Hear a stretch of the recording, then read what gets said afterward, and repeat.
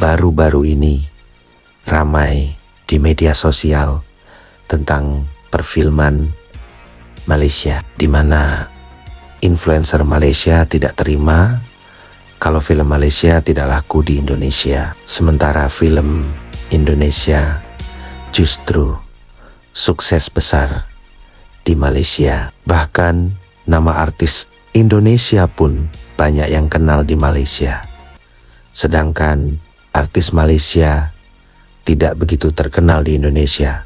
Fenomena ini menarik untuk dibahas. Dalam video ini, kita akan melihat reaksi warga Malaysia yang tidak terima jika film Malaysia tidak laku di Indonesia. Yuk, simak sampai habis untuk memahami dinamika unik di balik dunia perfilman Indonesia dan Malaysia. Perasan tak yang filem, drama dan lagu Malaysia susah sangat nak tembus pasaran Indonesia, tapi Indonesia punya mudahnya amat masuk ke negara kita. Kononnya Indonesia pentingkan kualiti, padahal kalau kita perhatikan filem, drama dan lagu Indonesia pun lebih kurang kita saja. Drama mereka pun banyaknya merepek, tapi melekat di dalam TV kita. Dekat Indonesia tu, balik-balik Siti Nurhaliza je mereka kenal, tapi kalau di Malaysia ni hampir semua artis Indonesia kita kenal. Sekarang ni pun kita punya filem dan lagu tular di Indonesia pun sebab TikTok tau. Kalau tak ada TikTok, jangan mimpilah dapat tembus ke sana. Persoalannya, kenapa susah sangat Indonesia nak terima industri hiburan kita? Jawapannya mudah. Pertama, Indonesia ada semangat nasionalisme yang tinggi, terutamanya apabila berhadapan dengan Malaysia. Mereka lihat kita ni sebagai saingan yang sengit. Jadi mereka takkan bagi ruang yang mudah untuk kita tembus pasaran negara mereka. Kedua, ada sebahagian orang kita yang sanggup beli bawa masuk filem dan lagu Indonesia ke sini sebab murah dan keuntungannya berlipat kali ganda. Jadi mereka tak kisah pun bab nak mengangkat industri hiburan kita, janji boleh buat duit. Ketiga, ketiadaan semangat patriotik apatah lagi nasionalisme dalam kalangan pemain industri hiburan negara. Kerajaan dan pembangkang Malaysia pun sama, yang terus-menerus memberi ruang yang luas kepada dunia hiburan asing tembusi negara kita. Dan yang keempat, keterujaan yang dahsyat oleh rakyat Malaysia terhadap hiburan negara asing. Buktinya, tengoklah berapa banyak kedai-kedai yang memainkan lagu Indonesia merata tempat.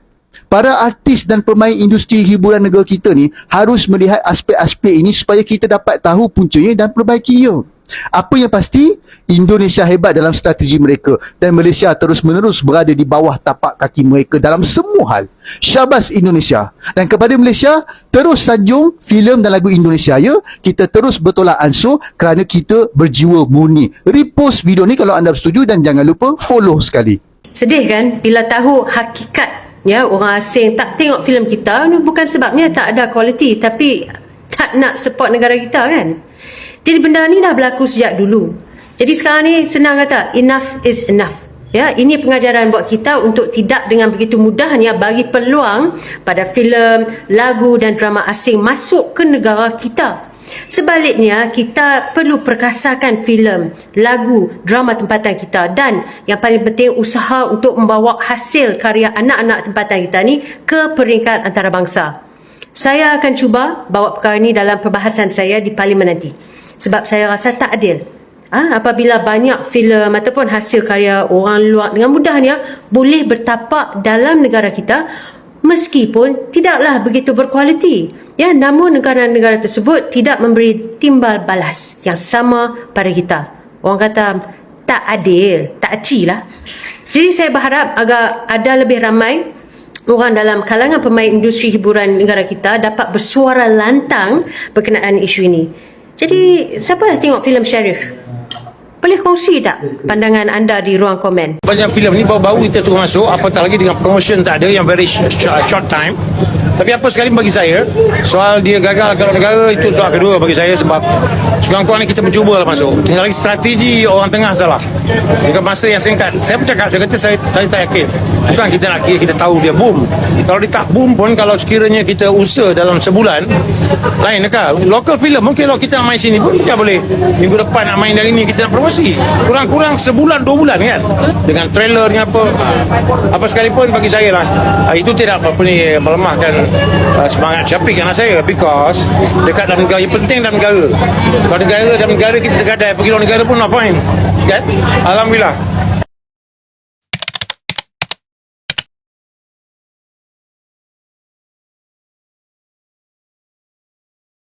Gila, gue bener-bener speechless, gak habis pikir sama dua influencer Malaysia ini.